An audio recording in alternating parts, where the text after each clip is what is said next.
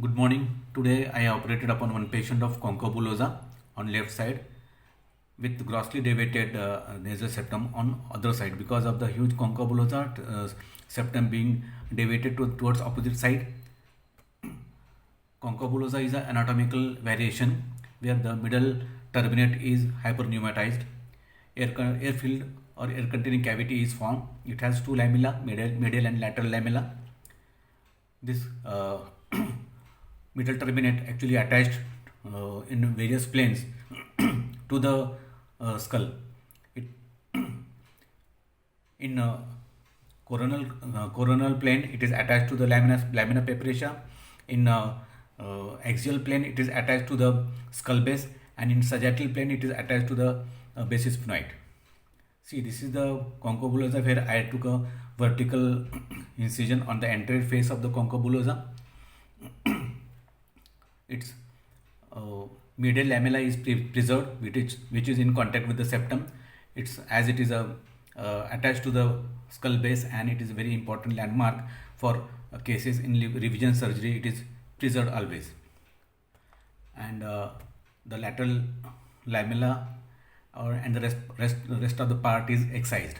See, with the blade, the incision being taken because of the thick bone not able to incise inside, but with pressure I could incise it. This mucosa over the surface is elevated. You can see the white bone below the mucosa.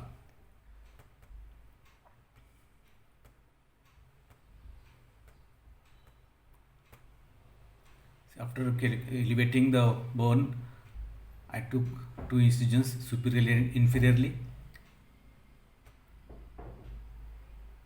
and I excised it, removed it. We cannot pull it directly, we have to incise and fracture it, then we can remove it. Otherwise it can cause damage to the skull base and CSF leak. So internally we can see a opening. It is communicated with the basis sphenoid, communicated with the ethmoidal races into the posterior ethmoid.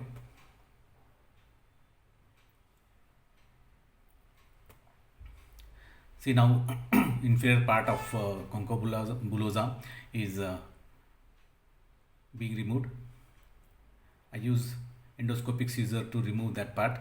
It is quite vascular. Inferiorly that part is slightly vascular. I can after removing it, I will cauterize that area with bipolar.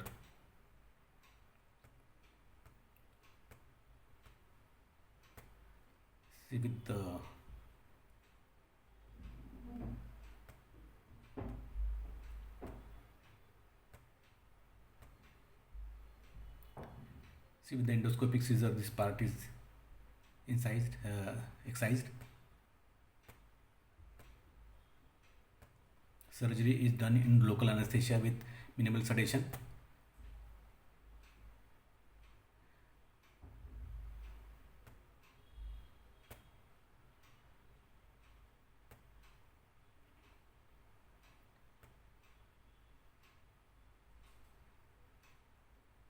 Medial all part of the conchobulosa is removed, and the lateral part of the conchobulosa is removed and medial part is removed.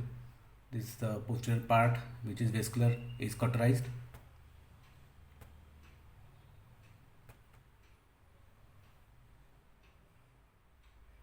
There is no bleeding at all. Patient now can breathe properly after excising this.